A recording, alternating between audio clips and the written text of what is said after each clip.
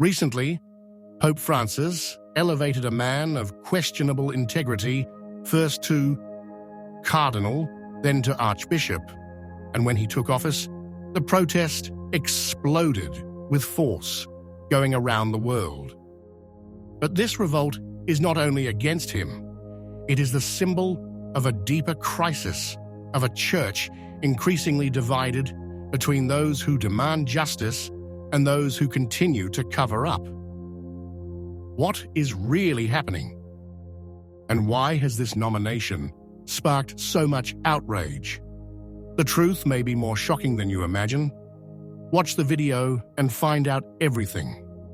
There is a huge problem in the church today, and everyone knows it, even if many pretend not to see it. It is not just a question of faith in crisis or of faithful abandoning parishes. The real problem is that the church has lost its credibility. Too many scandals, too many cover-ups, too many empty words from those who should be leaders and instead behave like bureaucrats interested only in maintaining power.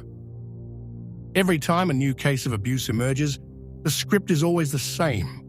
Public outrage, promises of change, a few circumstantial statements, and then everything is covered up until the next scandal. And in the meantime, those responsible for the crisis not only remain in their positions, but are even rewarded with new appointments and more power. How can you ask the faithful to trust again? How can you expect those who love the church to pretend nothing is happening? The point is not to attack the church, but to save it from those who are destroying it from within. Catholics have the right to know who the people are who lead their community. They have the right to demand justice for those who have suffered, and to demand that the gospel be lived seriously, not just preached in official speeches. Yet, when someone tries to raise these questions, they are either ignored or treated as a problem to be eliminated. And it is precisely in this climate of mistrust that a disturbing case has arisen, a case that casts an even greater shadow on the credibility of the church. This is not a simple accusation, but a judicial fact. A priest has been convicted of ritual abuse during the celebration of Mass. An act of desecration that should make anyone tremble. But the most serious thing is what happened next. This is the case of Rachel Mastroako, and it represents one of the most shocking and painful events within the Catholic Church.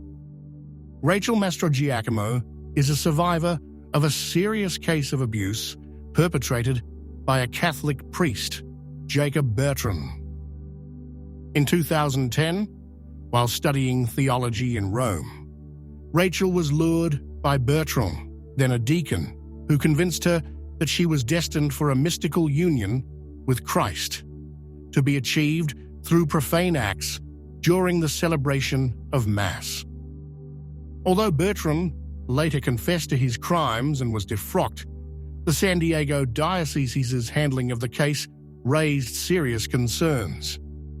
Rachel reported the abuse in 2014, but complained about an inadequate response from church authorities, particularly Bishop Robert McElroy, who she accused of failing to act promptly to remove Bertrand from ministry and failing to provide necessary support to victims. These accusations have cast a shadow over the church's leadership, raising questions about the transparency and moral integrity of its leaders. And a few days ago, the installation of McElroy as Archbishop of Washington sparked a wave of mixed reactions. On the one hand, the ecclesiastical leaders celebrate the event with words of praise, speaking of him as a shepherd of hope and a servant of the gospel.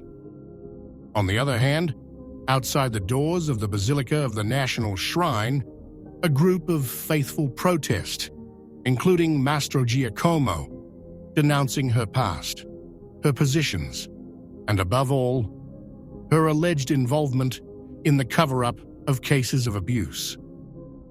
These are not simply doctrinal differences or differences of opinion. The accusations leveled at McElroy are serious and concern the most devastating issue for the credibility of the Church: the way in which abuse is handled. The scene is emblematic. While the faithful ask for transparency, Cardinal Wilton Gregory delivers a speech that exalts McElroy as a man of faith and integrity, creating a stark contrast with what is happening outside. The McElroy case thus becomes the symbol of a larger crisis, which concerns not only the past of one man, but the very future of the Church. How much longer can the foundations of an institution that proclaims itself the guardian of truth and justice, but is accused of protecting those who have hidden sin, resist? McElroy's promotion to cardinal has further exacerbated tensions. Many faithful and observers have wondered how a prelate accused of such complicity could be elevated to a position of greater authority.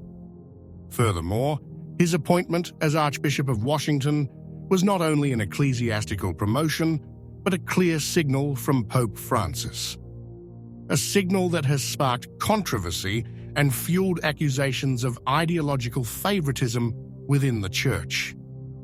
McElroy was chosen over figures closer to the Catholic tradition, such as Archbishop Jose Gomez of Los Angeles, known for his more conservative and orthodox positions.